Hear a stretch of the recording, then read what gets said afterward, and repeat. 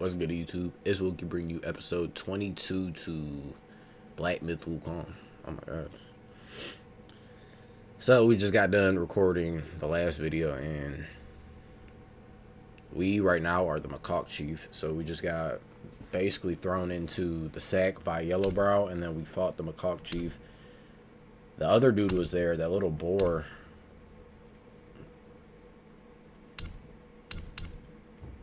Do I not have any sparks?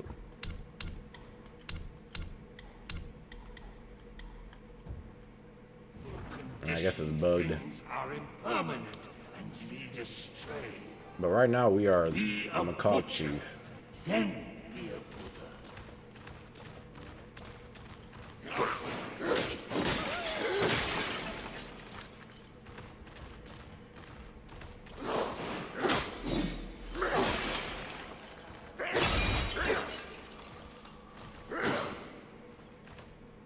Yeah, this is insane.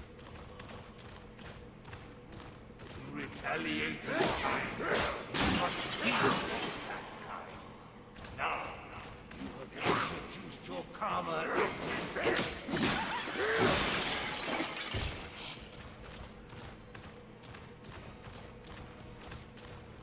Buddhahood. Enlightenment.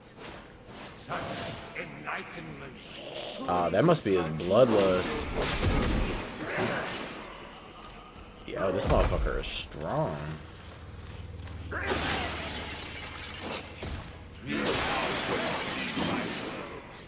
Countless more revere my name.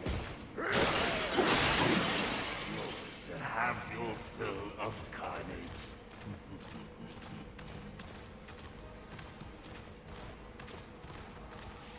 The minds of the Buddhas are empty.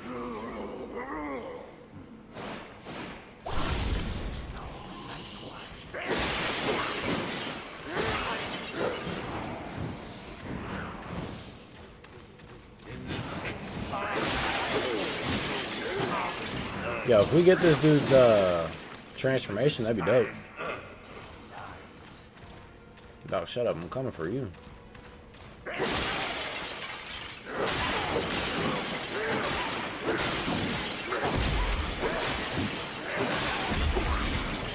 upon your head as you find no escape in your suffering. An ultimate nirvana I shall grant you gladly.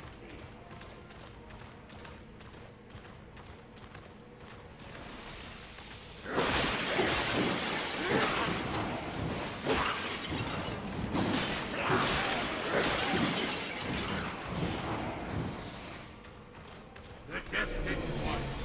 What a glorious!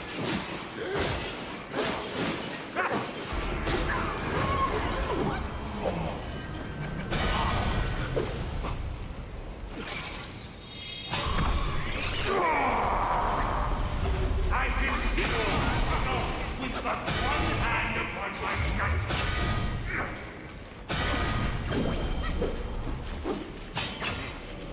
Who backs your destiny? Soon Wukong?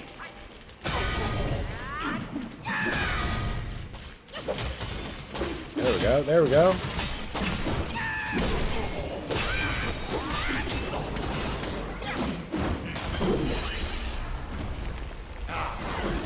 To perceive me through sight and sound together. How All that talking, dude.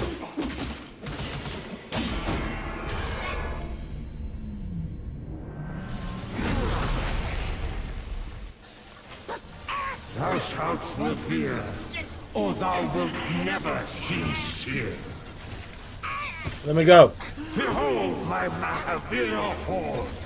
How can Mount Linsa match its magnificence? Yeah, let me up. Let me up. Walk the path of Buddha. Go within, not without. You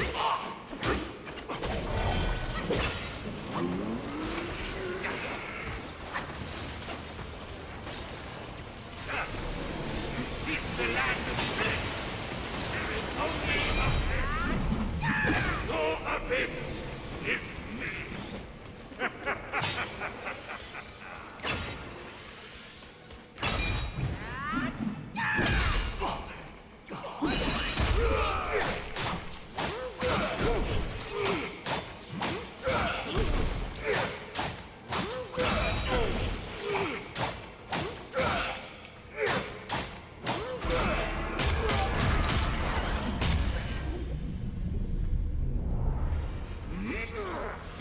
God. What is best about my seed sack is how it utterly remakes all two-headed.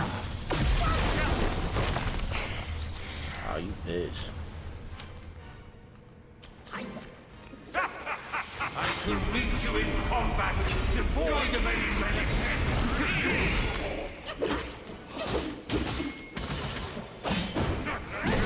When I abide by the scriptures, oblation, I'm creating a new land of bliss. I wonder if that's when I was supposed to hit him.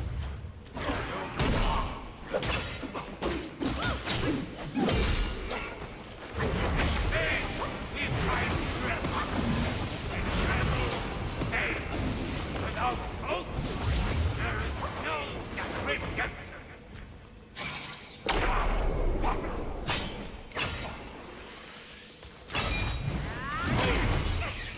I feel it.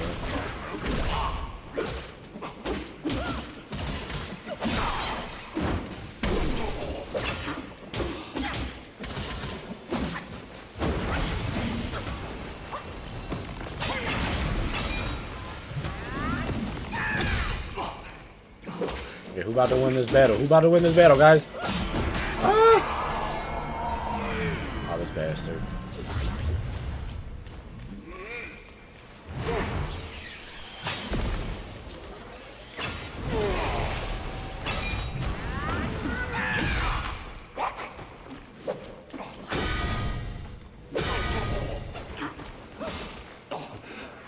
We're done. Loser. Right, talk too fucking much. I saw how this would end for you long ago. Keep fighting for others, and in time, you shall fall by their hands. I, Yellowbrow, fight solely for myself.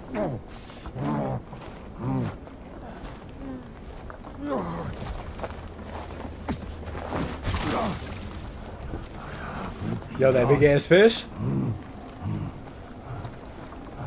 I don't think the big ass fish likes this motherfucker. If only I could wield that monkey's relic just once more.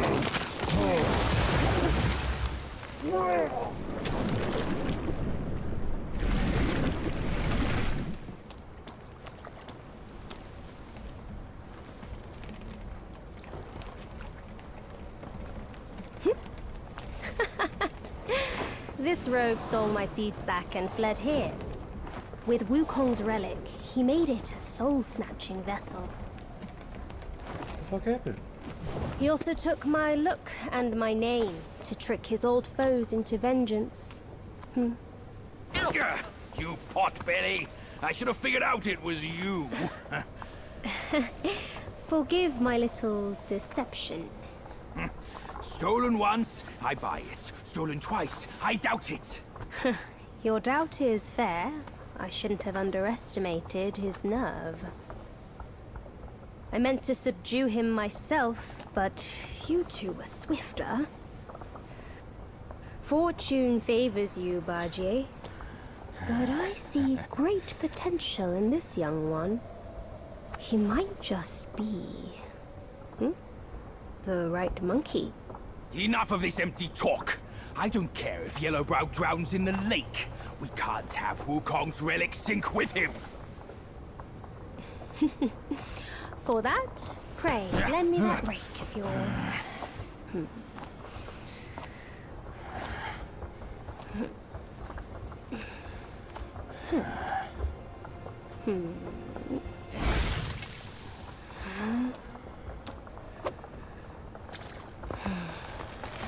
That's crazy. They're fishing for it.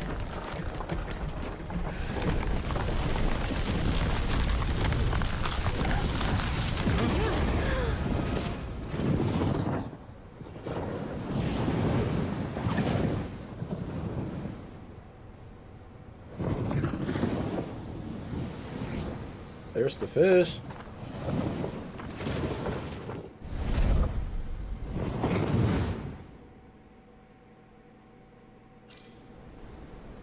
Was that it?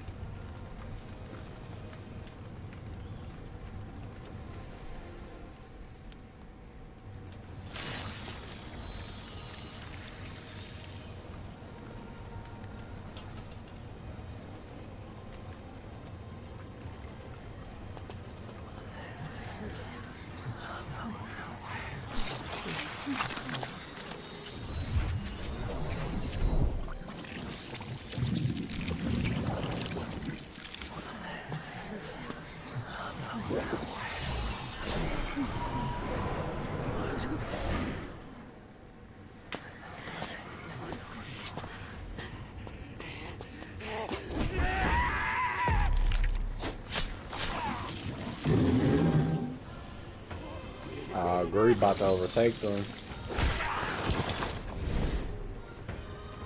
Yeah.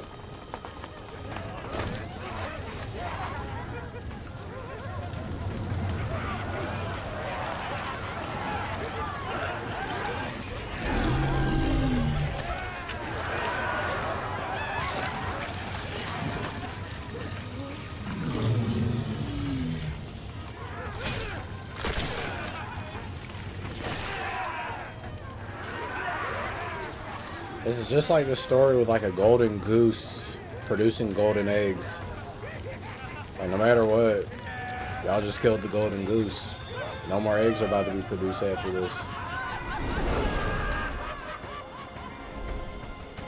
Greedy ass people.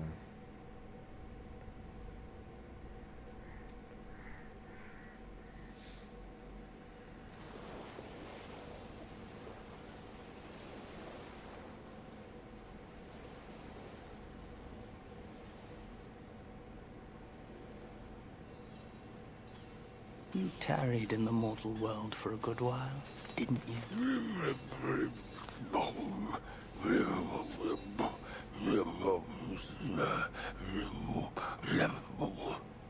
Speak clearly. Once again, I proved it to you, Jinshansu. You chose a means to an end, not to a proof. You sow chaos in hearts just for the sake of winning. How absurd and pathetic.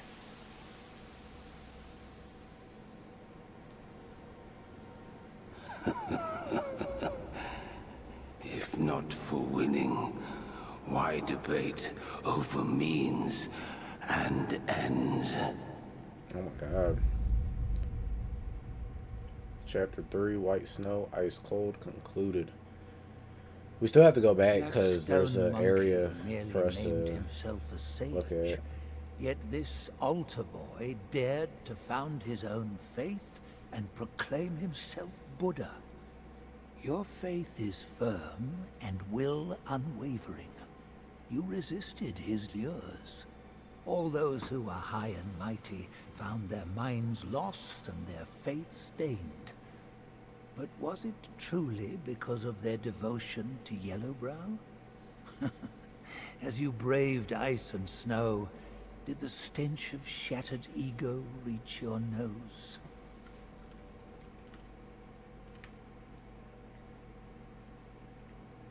New relic obtained. Hubris nose.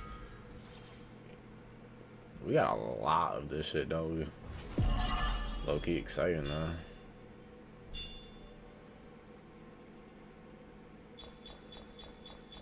What the fuck is that?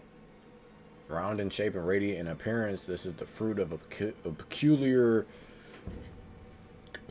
insight to Zen, which can be used in crafting weapons. Alright.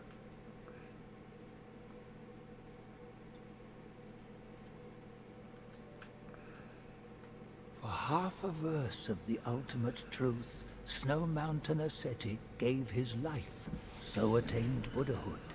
Such is the sole way to rise above all and build a faith. If those with talents should proudly scorn the rules and do as they please, how then may all the realms enjoy peace and prosperity? Alright.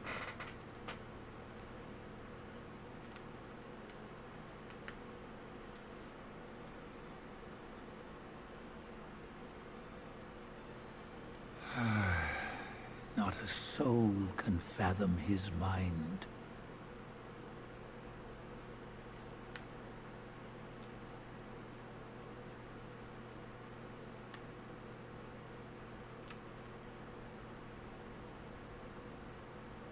Shanu of the North, the vanquisher of Yaoguais. The Jade Emperor once ordered him to purge the world of evil. The turtle and the snake were his generals back then. Alas, the snake general can no longer join the ranks, and Shanu is no more. Alright. Okay. Thought we were about to have to fight him in the next one.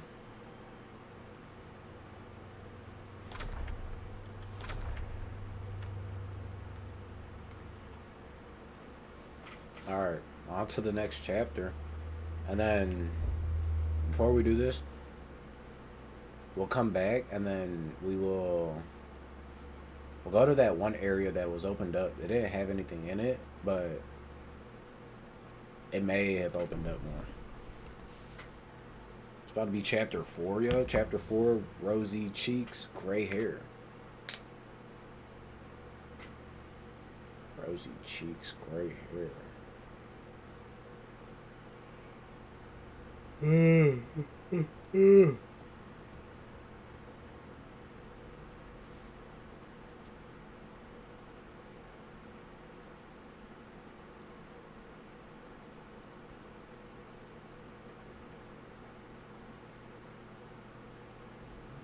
My friend, it's got gold with its Gold in my ass.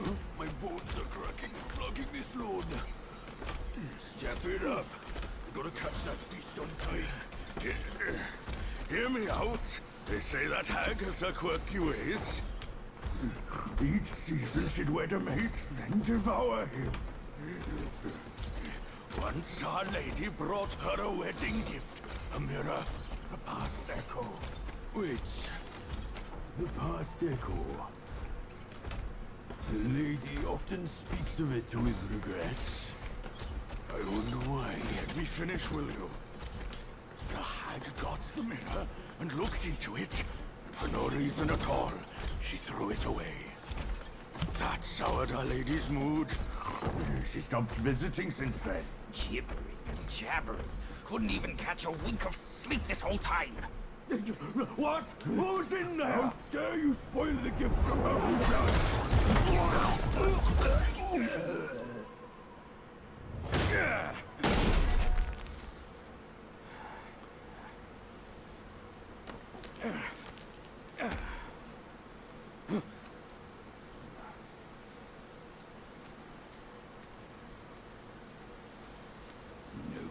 to find peace these days.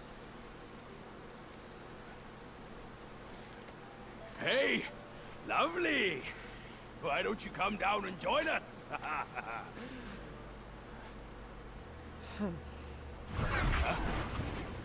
Leaving so soon? Why the shyness?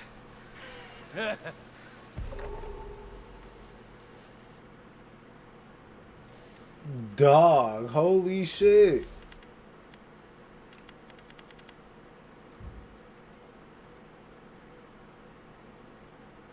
Yo.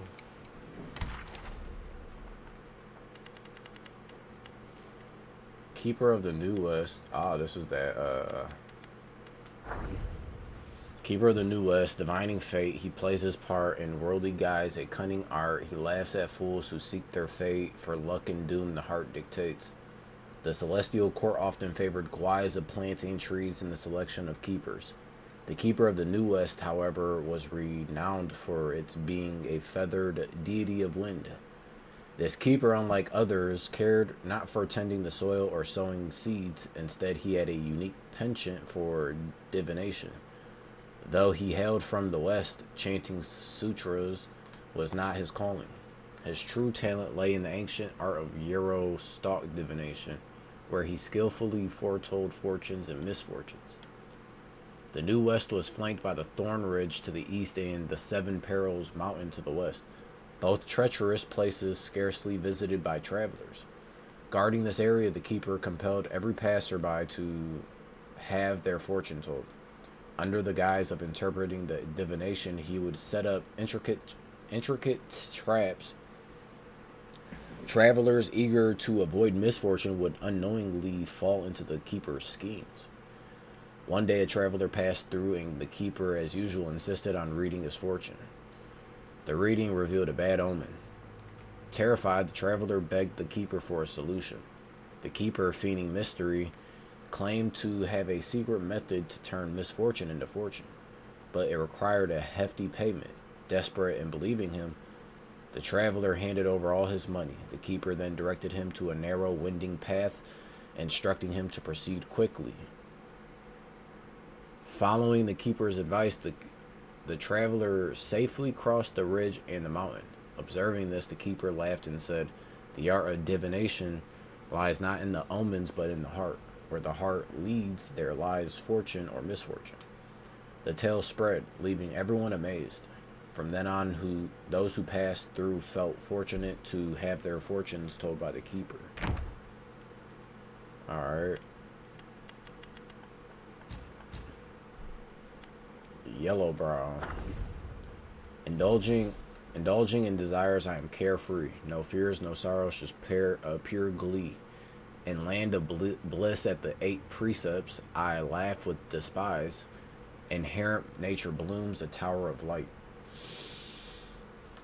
In the west, on the peak of Mount Lingshan, two men sat facing each other. Clouds billowed and the air crackled with tension. The young monk looked up at the sky, then pressed his palms together and bowed to another monk with brows yellow. "Our masters are all here, brother. Are you ready?" The yellow-browed monk smiled and returned the bow. "I have been ready for some time." The Alambana assembly, held once every 500 years, had come to the stage of debate for graduating disciples. The young monk raised a hand, signaling his brother to ask the first question. "Tell me, brother," said the yellow-browed monk, "what is the meaning of life?" "To seek truth," replied the young monk. "And what is truth?" "The way all things move, the primary law of the universe." The yellow-browed monk said nothing but brought out a flower. Its petals, first drooping, gradually unfurled in glorious bloom. Gazing at the flower, he said, "Observe it. By following its nature, it undergoes such wondrous changes." He then gently sniffed the flower and said, "Every flower that blooms releases a unique fragrance. This is the essence of life, bursting forth for its own propagation." He let go and the flower drifted away. To feel such a moment to the fullest, that is bliss. The young monk shook his head. A moment's pleasure leads to an eternity of pain. One will be trapped in the cycle, never at peace. The Yellowbrow said, on my recent journey down the mountain, I saw parents who, driven by hunger, exchanged their children for food. I saw dissolute sons of wealthy families who, consumed by lust, brought ruin to the moral code. The young monk frowned, looking at his senior brother. The Yellowbrow monk continued, I saw learned scholars who, craving glory, suppressed the dissents. I saw great generals who, thirsting for gain, massacred entire clans. The young monk remained unshaken. He said evenly, brother, do you not see? Those parents who traded their child for a meal regret it all their lives. Those dissolute sons, living without restraint, died in an instant with their joy. The scholars who suppressed dissent, once they fell from power, were all reviled by all. The generals who loved slaughter, they could never rest easy undone by their own sins. The Yellowbrow monk retorted, nonsense. The young monk was slightly taken back. Nonsense? Their struggle, their joy, their determination, and their pleasure, their endless cycle of sorrow and ecstasy never ceased and never sated. And the Yellowbrow monk, said the Yellowbrow monk, and this is the very source of the boundless vitality across the three realms. How then should it not be the true meaning of all life? And those who set themselves up as false idols, given time, their pretensions are always unmasked.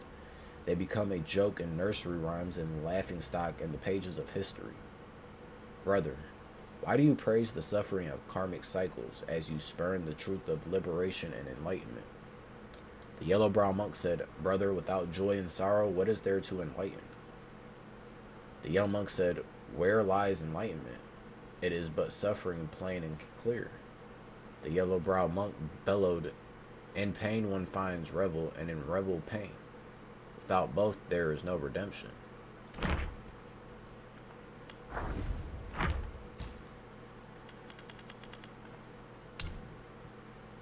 We still haven't figured out this dude we're rolling with.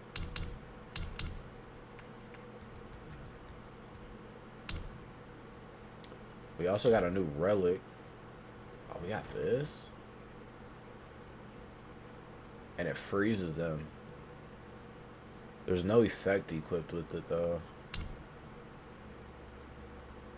Alright, hubris nose. The nose chases fragrance just as the mind craves ecstasy. Enhances the ability to find hidden ingredients in the wild. Type shit. So we can either get lingering aroma, which gains a moderate damage bonus for a short time after casting a spell. In one breath. Focus points can be charged up to 4 within the ring of fire. And then hold breath moderately extends dodge and invincibility duration. They all sound good, low key.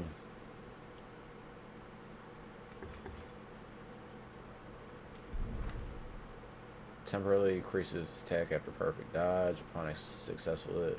Right.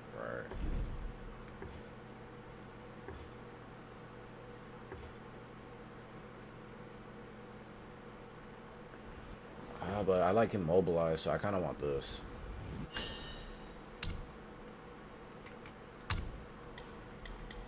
Yo, what's this? Oh, it's the monkey. We can't. Dog, we can turn into him. I gotta get that. I gotta do that. Yeah. First, let's get this.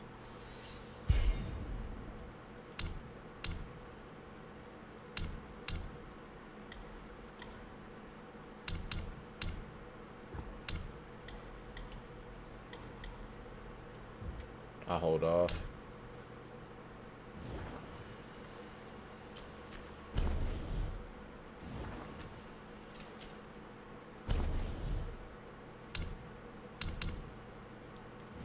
So we gotta find an incense and then buy this shit.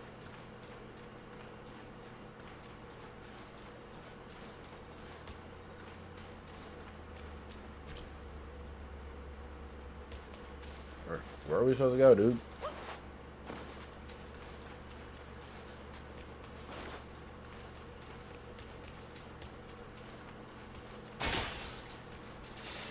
Looks like there's a dwelling ahead. Care to take it with me?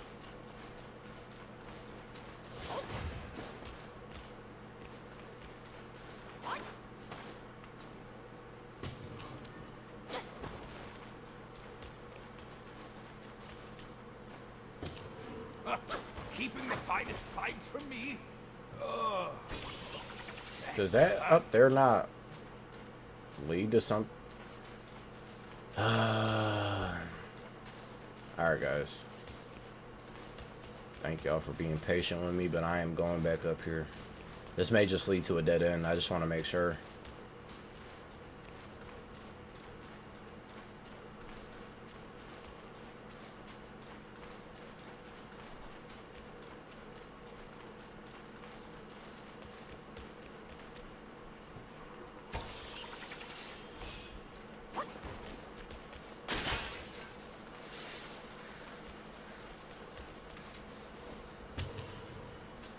Okay, yeah, it's just a dead end.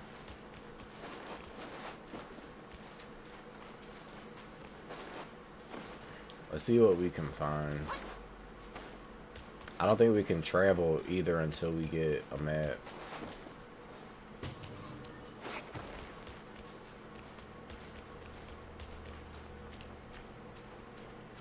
Oh, what is that noise?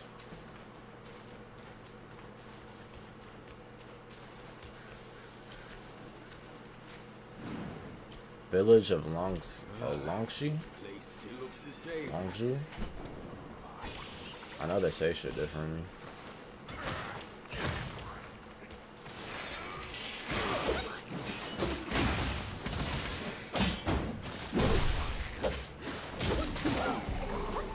We'll read that after we get to an incense. What fucking is this? Smells foul as death.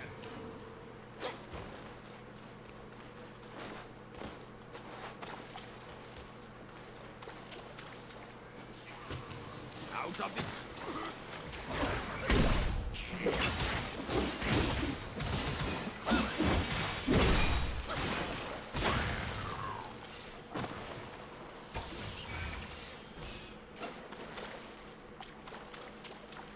And I brought like a little companion. Dude, like a dog. Hey, why are you ditching me?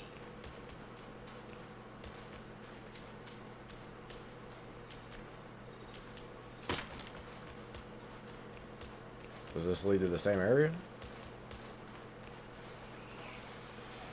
Little archer. Oh shit!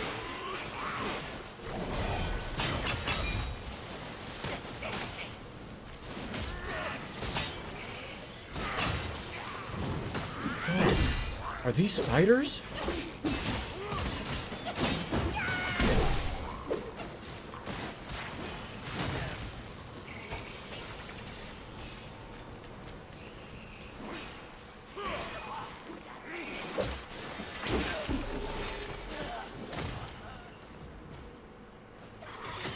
Of course.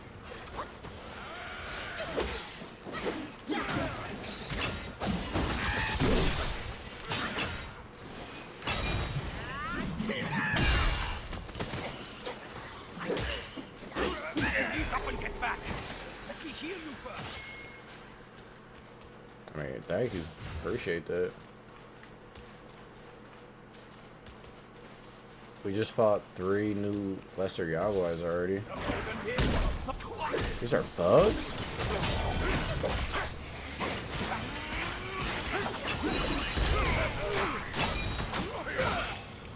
Guys, I'm not liking this place.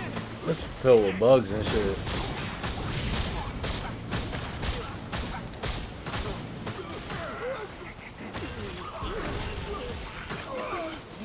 That's nasty poison.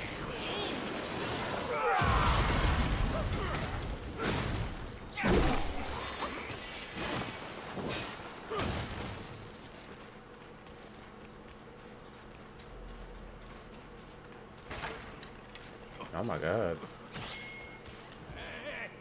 This area is huge.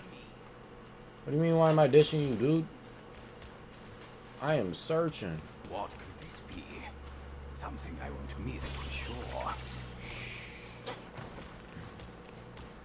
Oh my god, this place is as weird as it is, I know I've heard somewhere that it's theory that people with arachnophobia can get over the fear of a spider, but they have to literally switch it themselves. Another one?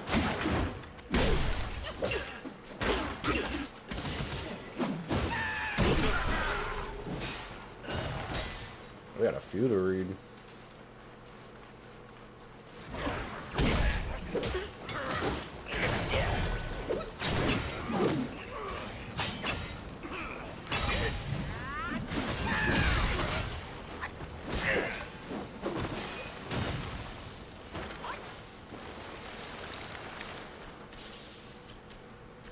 Oh! Ah! Ah! Hey, I don't like this shit. Ah! Ah! They're so weak. I don't like these. Spiders should never get this big, ever. Please don't ever get this big. Something changed in the server. All of a sudden we gotta fight a bunch of fucking... I can't believe Oh! food I've not tasted. You want me to pick him up? Yeah, that's what I say. It's just another little fucker.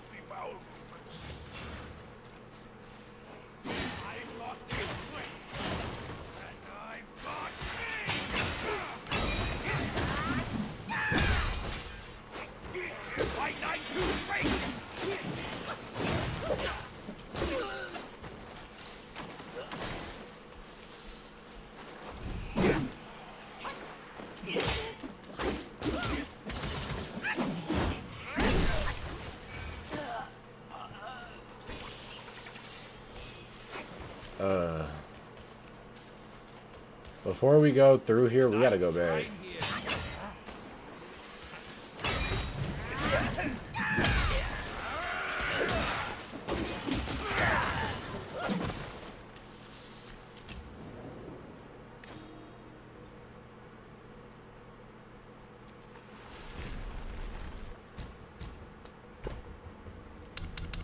Guys, I don't like spiders. This shit,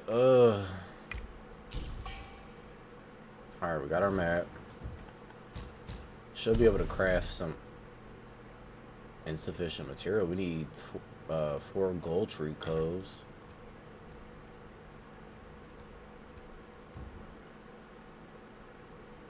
I guess we'll get that here, maybe. Oh, here we go. We're about to get more. Golden Mask of Fury. Upon successful hits from spirit skills, grants massive focus upon reverting.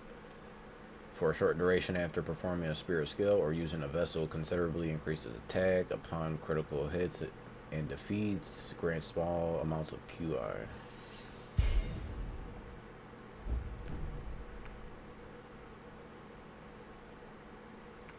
Oh, I don't have enough. Is there any way I can buy it here?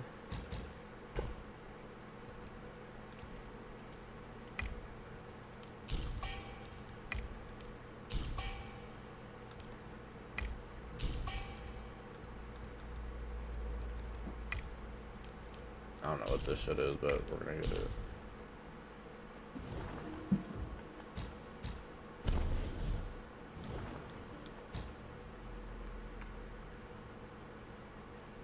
I'll craft this one next. Oh shit.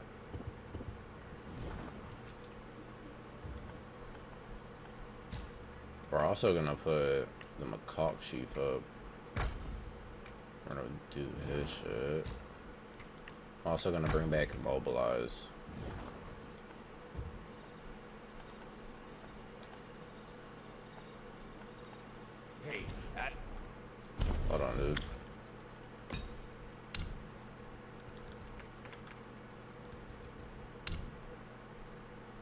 We got a few to read. Hold on. As they will. Are we so rushed that you can't hear my whole story?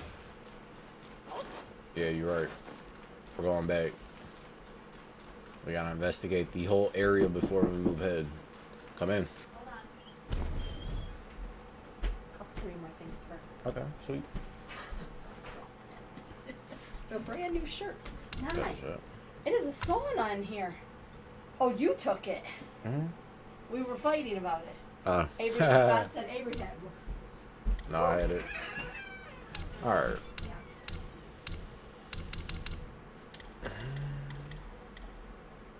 I want the charging speed up. We got a spark. There we go. Let's go back, fight, figure out if there's any areas, and then I don't like this shit. And then we'll move ahead and read those. Who's talking here? I know you was talking.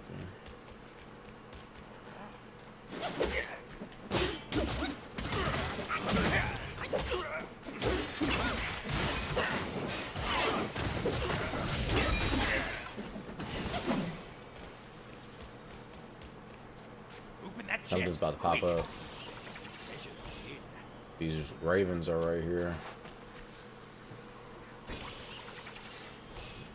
Okay, good. I was wrong. Found treasure. Oh, you're gonna open it? What petty quietness!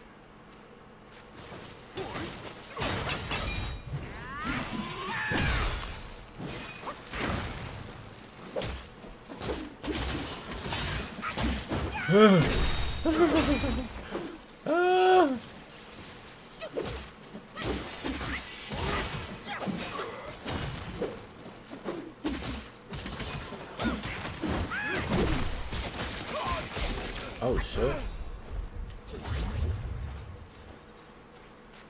Is that it? That was it. No, if they would have popped up on me right there earlier, if I would on here first, that shit would have scared the fuck out of me. Oh.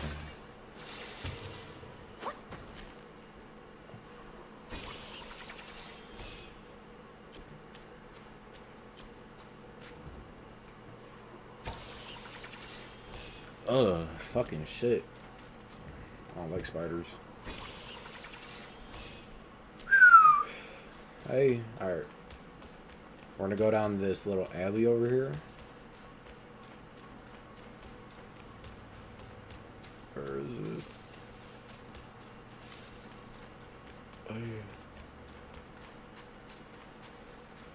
Wait, is this area opened up? Ah, we already went there.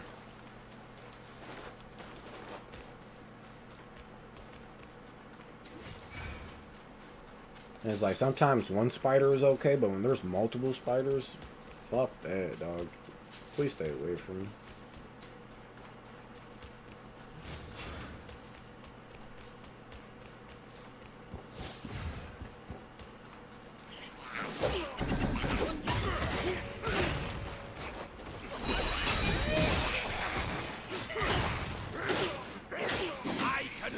And his is bloodlust too.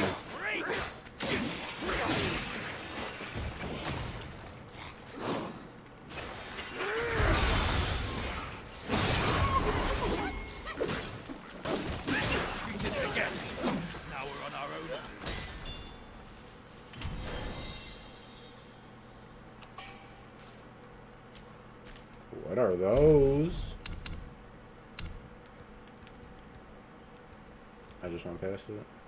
Upon use, massively increases attack, critical hit chance, and critical damage for long duration. Materials, knots of voidness. Where is that? I don't know. We also have all these mine cores to use.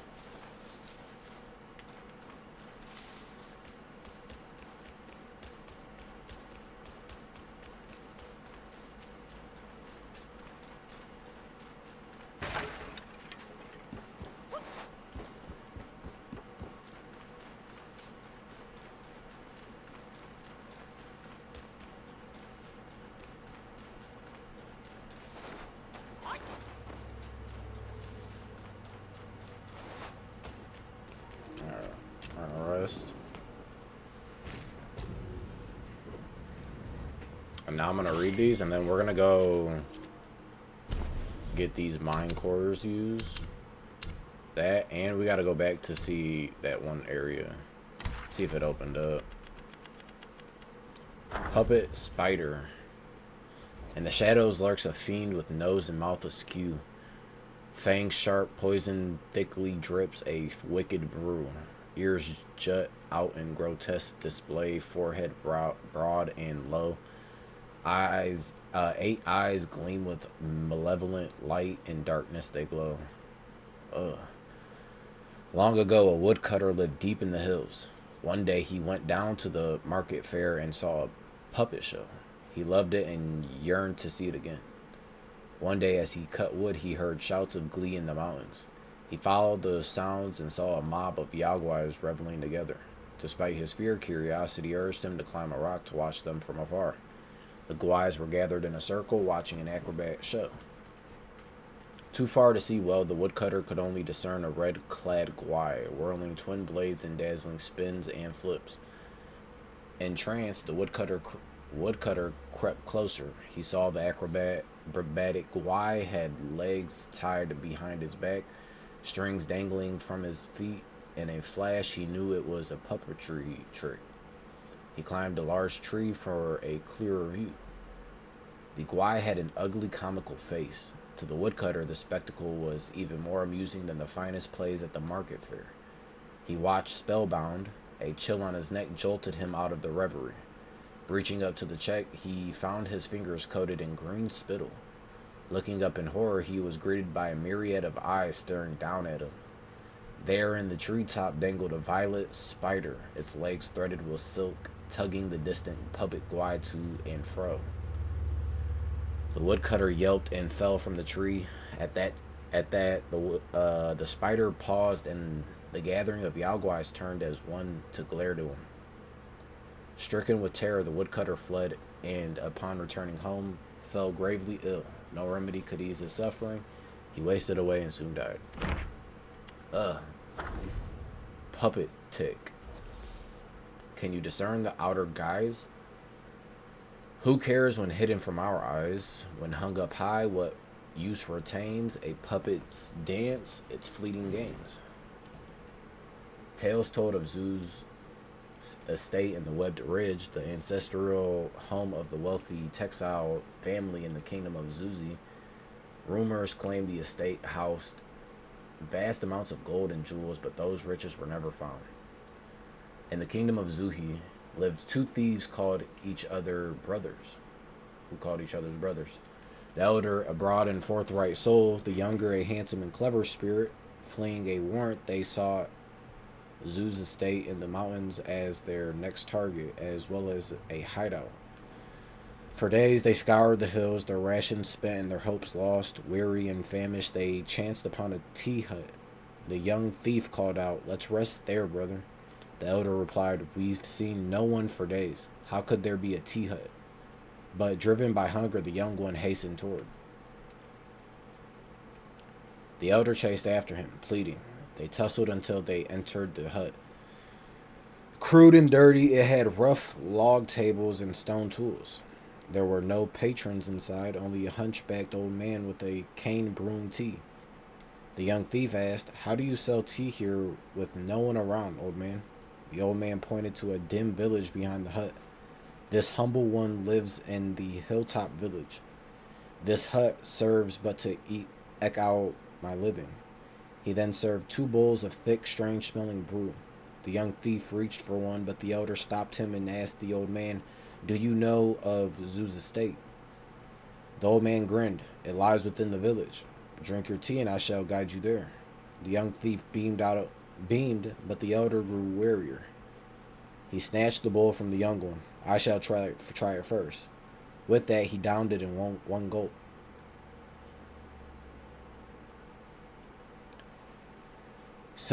No sooner had the tea hit his belly than he collapsed, writhing in agony. The young thief turned to the old man, only to witness his true form revealed as a hunchback, cane-wielding creature, its body entangled in silk.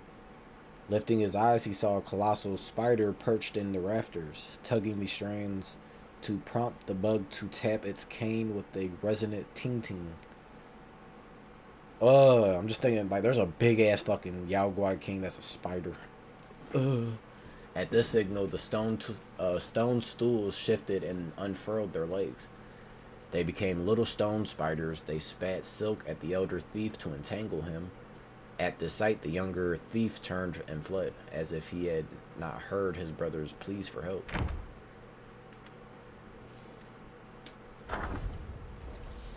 Hold on. I need to do some fucking push-ups, guys.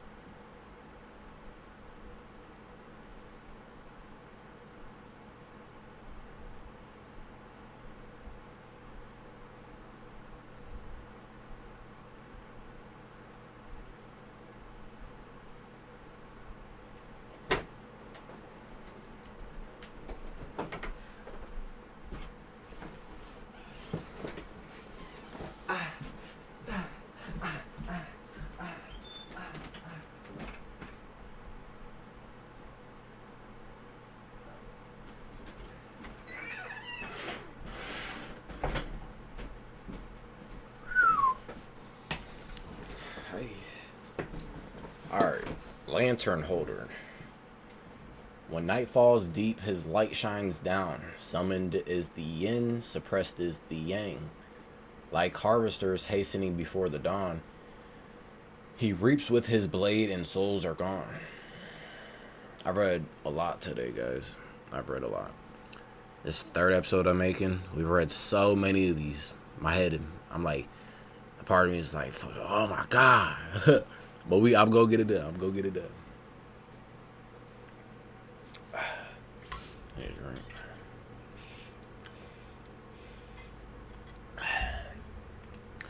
Like harvesters hastening before the dawn, he reaps with his blade and souls are gone. The insect guise loathed patrolling after dusk, as their instinct to chase after light made the nighttime perilous for them. But luck favored them when a tribe of pale-faced yakshas from the west of the place, having traversed the world, chose to settle at the webbed ridge and volunteered for the night watch. A task the insect guys were only too happy to relinquish to these newcomers. The yakshas are proud and fierce by nature, turned into feral yaguais, yet they still clung to their old ways in the days they were revered. They kept to their own, with lanterns lit from dusk to dawn, and rarely mingled with insect-wise. To the latter, they were a curious sight, and their merriment and banter that paid no heed to hierarchy or status.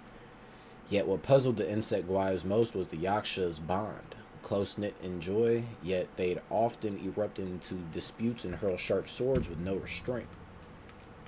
One night, a quarrel broke out during an idle chatter among four yakshas on patrol, and their raucous noise woke the insect guys. Why must you carry on at this? The insect guys rushed to mediate, persuading them, arguing one moment, chummy the next. Why not treat each other with proper respect like we do? In an instant, the quarrel ceased, and in unison the yakshas retorted, "You are mistaken." One spat. "Only through open discourse we grow." Another chimed in, "Exactly. When we air out our disagreement, it only makes our bond stronger." A third added, "Indeed, by having each other's back, we've made it through a lot of tough times. Our harsh words don't mean any harm."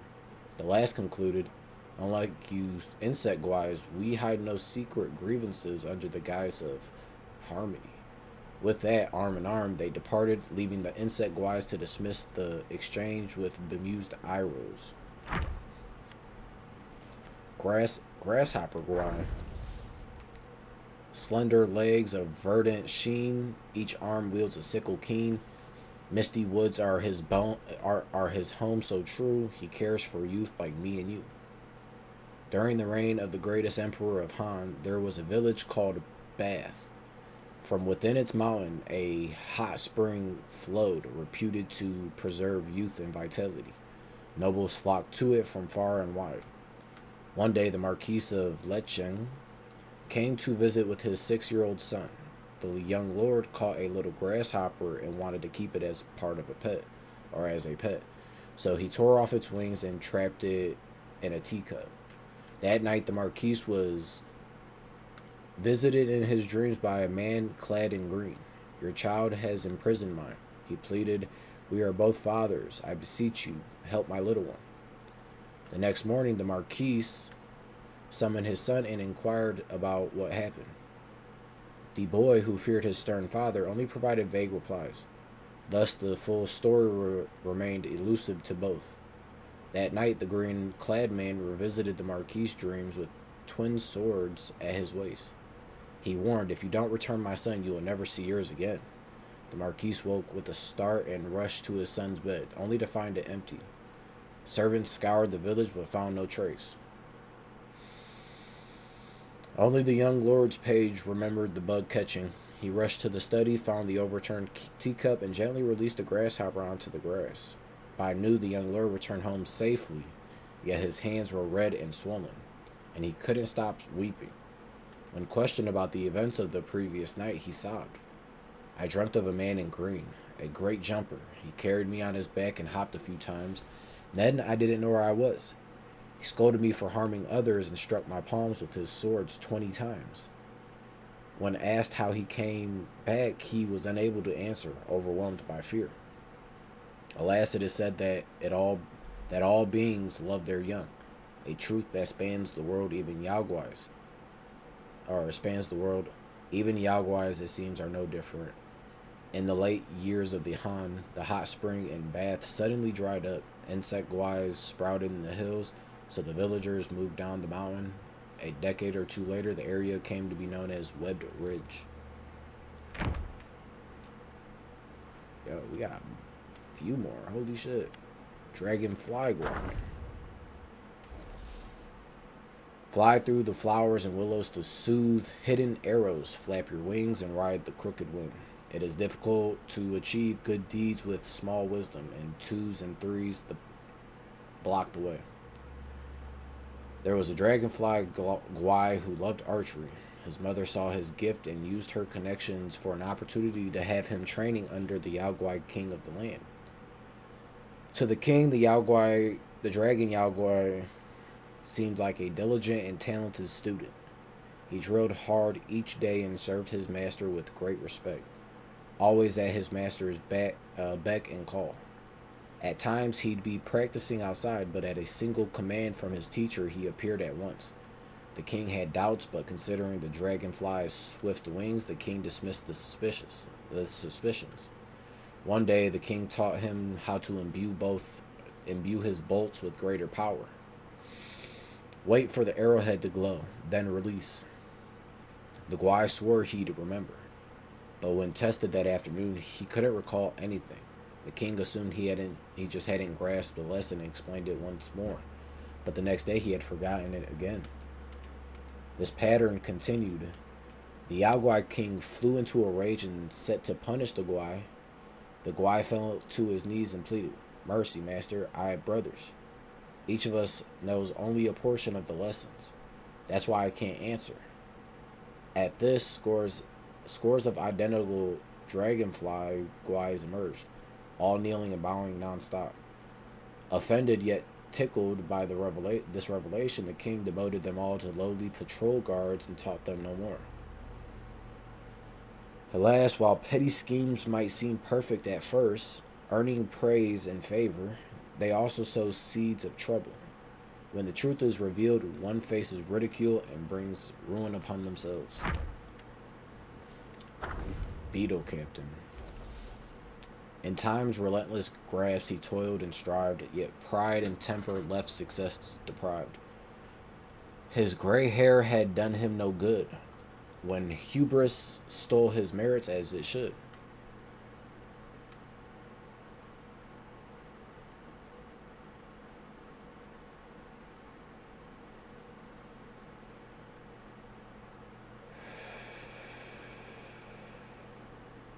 Woo! Unlike the bee, wasp, hornet, katydid, cockroach, grasshopper, and dragonfly, the adopted sons of the spider ladies, the beetle captain earned his rank through his own valor.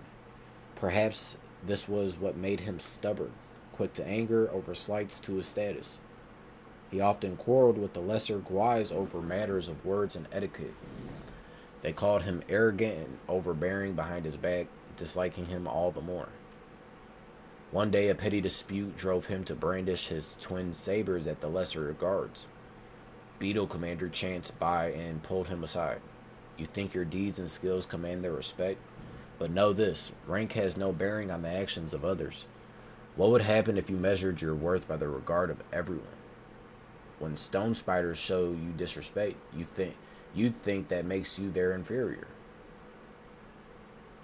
The captain retorted, you are a commander, thus none dare offend you. But I'm a minor officer. If I don't assert myself, those lesser ones will scorn me even more. The commander shook his head. If they treated you with greater deference than me, what would that make you my superior in practice and skill? Nay, for I have observed that those who clamor most for respect often receive the least of it. Type shit. What became of the beetle captain? Alas, he remained as he ever was, as one's nature could not be easily altered. It was said that he continued to contend with all who crossed his path until at last he was never to be seen again. Now we're on to this fucking nasty ass stone spider.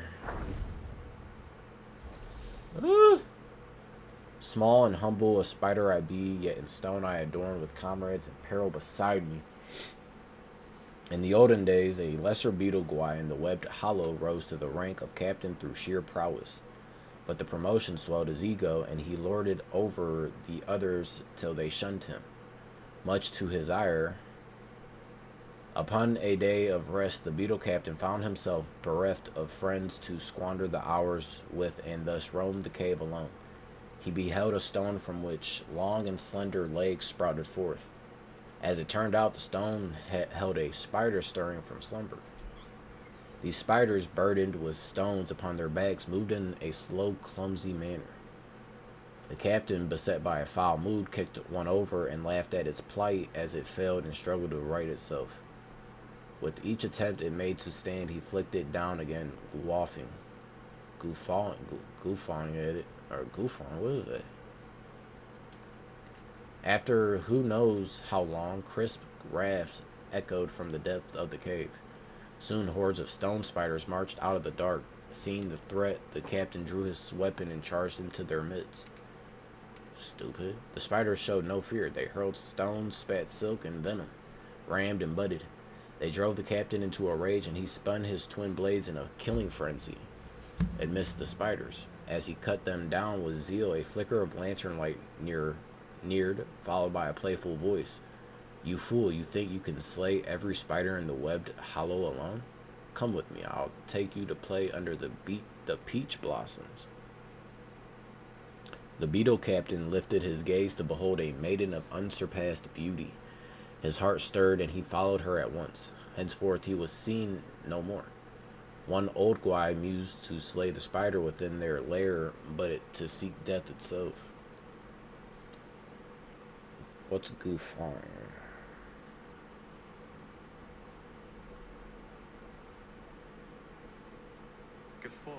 So guffawing is laugh in a loud or boisterous way. which boisterous is of a person, event, or behavior, noisy, energetic, and cheerful, rowdy.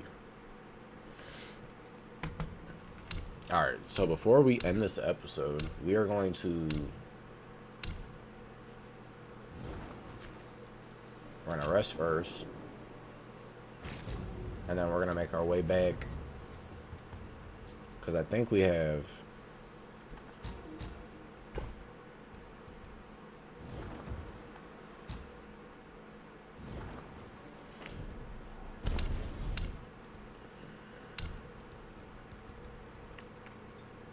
Yeah, we have 5 mine cores. So we got to come back here. It's this area right here. We're going to check this area out. We're going to... Hey. Hey.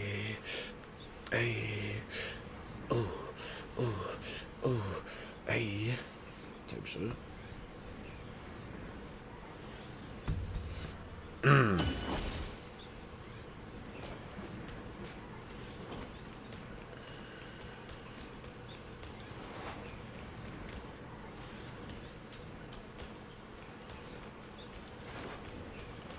Oh, what was the point of us coming in here?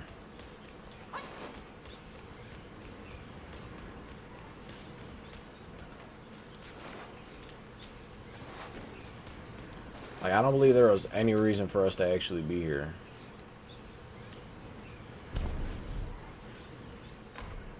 With that said, let's go over here. Oh, wait, actually, there's this one guy at the bottom of this room.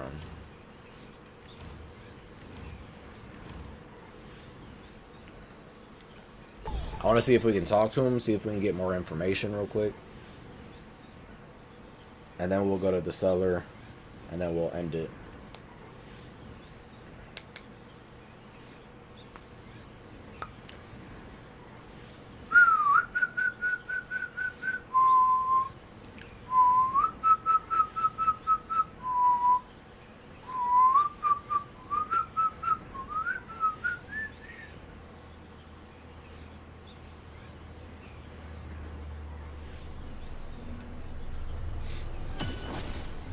Alright.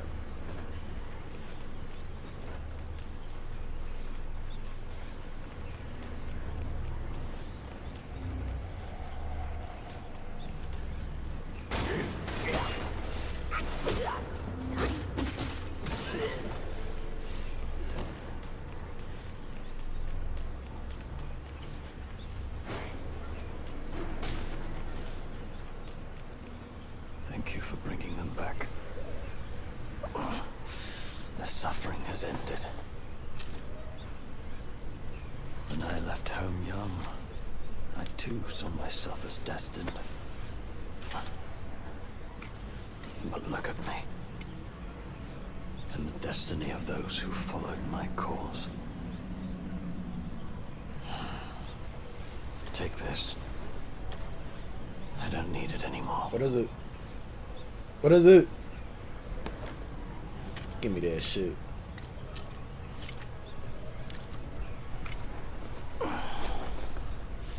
I can go home. Shoot by a spearhead. Who are you? I heard the great sage is dead. But what's the difference between life and death? For we live in such a troubled age. Who are you? What's the difference between life and death?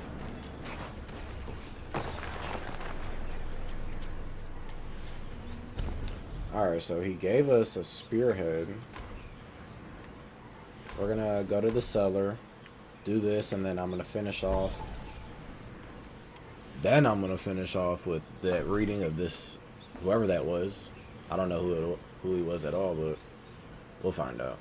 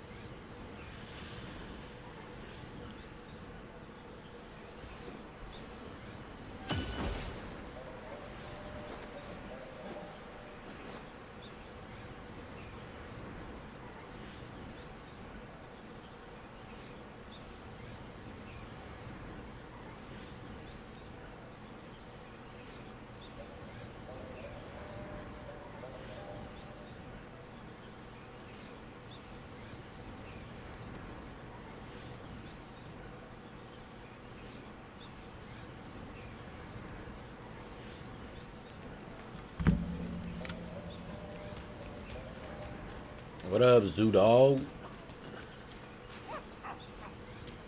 May Lord Lao illuminate your path. Yeah. Does he got that, oh, what is this?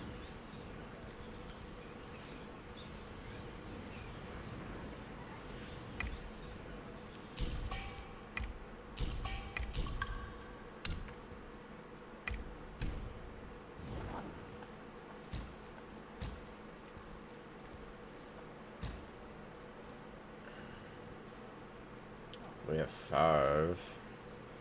Let's get health up. Seek from within to ascend. Excuse me.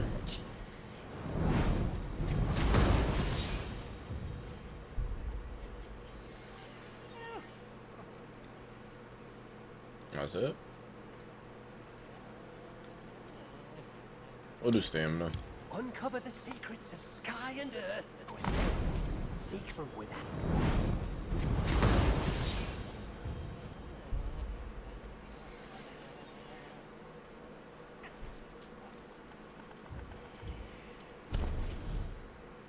You know, speaking of which, there's all these characters that I'd be forgetting about. Like, here's that monkey dude here.